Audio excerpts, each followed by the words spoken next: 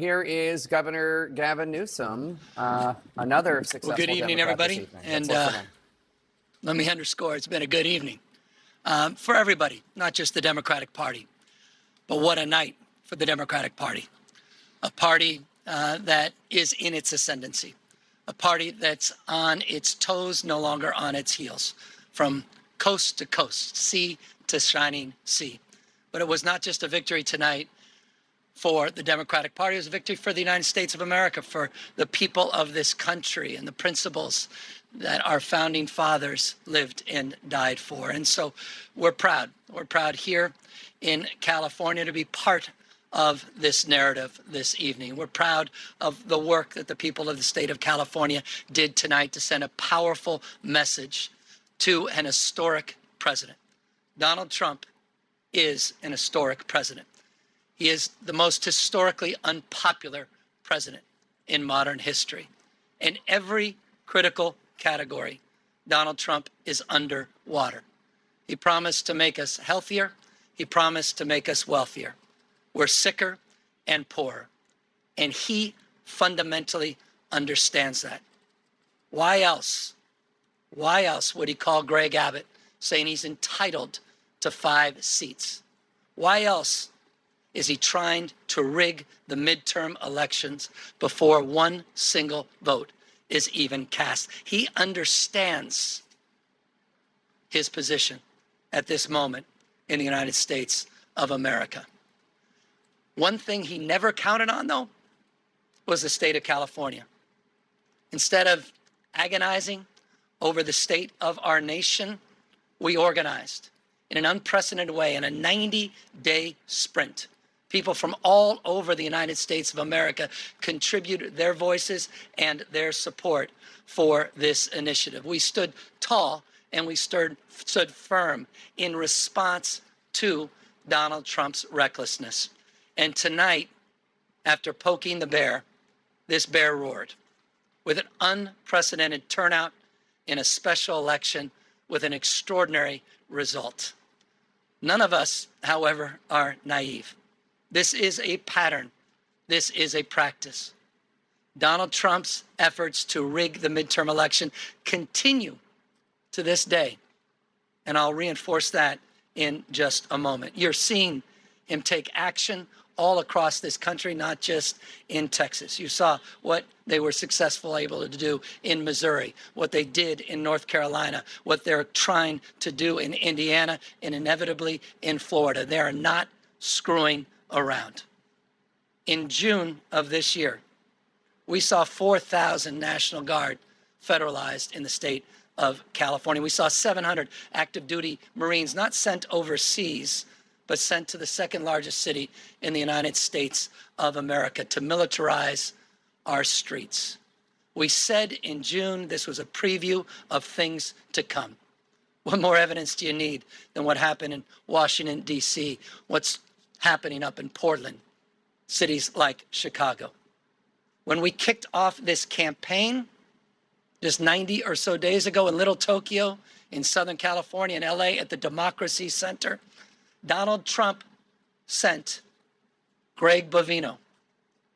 He sent his private police force that increasingly appears to have taken an oath of office to Donald Trump, not to the Constitution of the United States. He sent them to our kickoff rally to chill free expression, to chill free speech, to intimidate people from participating.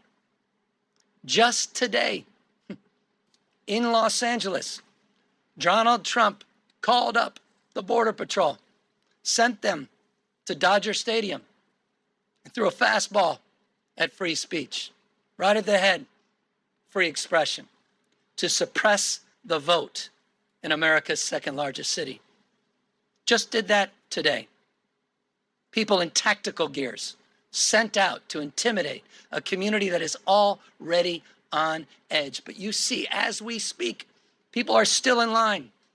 People waiting up 3 hours to cast their vote, to send a message to Donald Trump. No crowns, no thrones, no kings. That's what this victory represents. It's a victory for the people of the state of California and the United States of America.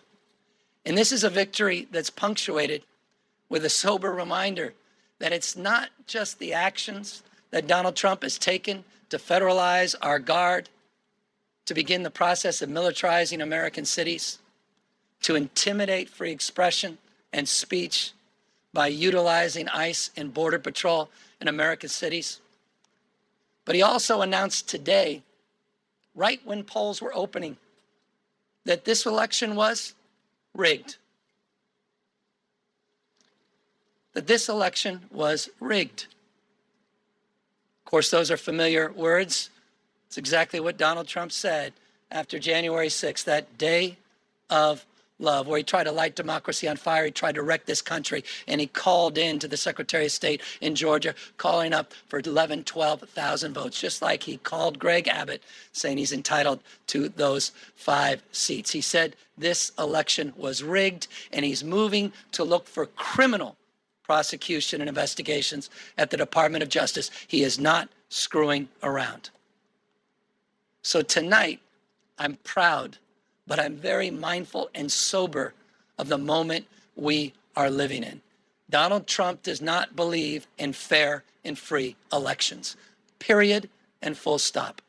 This is not complicated, and it's self-evident to anyone paying attention. You start to stack up all of these actions that continue to this moment and will continue in moments to come. If you think I'm exaggerating, consider his announcement just a few weeks ago to send rapid response teams all across the United States, in all 50 states, tens of thousands of members of the military prepared for urban deployment. A preview of things to come. But back to this state. Our state of mind was resolute. Our state of mind was resolved to stand firm and to stand tall, to not be intimidated, to not be humiliated, to not fall prey to cynicism, to not fall prey to fear and the anxiety of someone that believes in only one thing, shock and awe, to intimidate and exhaust us. But we're seeing all across this country, 7 million people strong, standing up, not just for themselves, but for each other and for these enduring and historic principles of our founding fathers. And I'll end on that. Next year is the 250th anniversary of the best of Roman Republic, the best of Greek democracy. This fundamental notion of a system of checks and balances, of popular sovereignty, the rule of law. Mr. President, the rule of law, not the rule of dawn. And I hope it's dawning on people. The sobriety of this moment, what's at stake. Tonight, as I said, is an extraordinary moment for our party, but again, it's an extraordinary moment affirming those principles.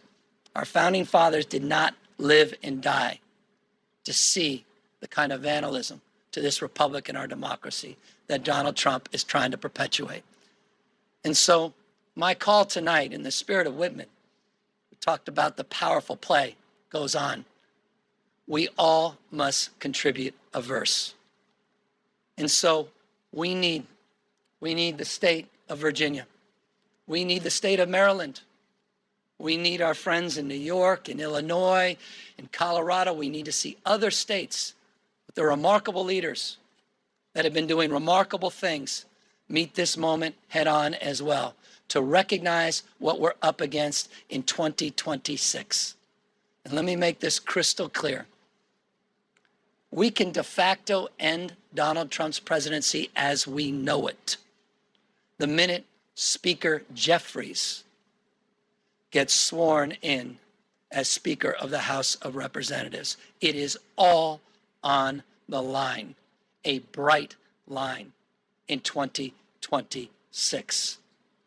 And so I want to thank everybody that stood up, not just for our democracy, but stood up for those that have feel bullied and intimidated, stood up for this notion of co-equal branches of government, and a system of checks and balances. And I want to thank my wife, who reminds me every single day that this is about those that feel alone, those that feel isolated, those that feel an anxiety and a stress that they never could have imagined in their lives. This was about saying to them, we have your back, we see you, you matter, we care. And I'll just say this, I'm confident as we move forward into 2026 in this country, the best is yet to come. Thank you very much.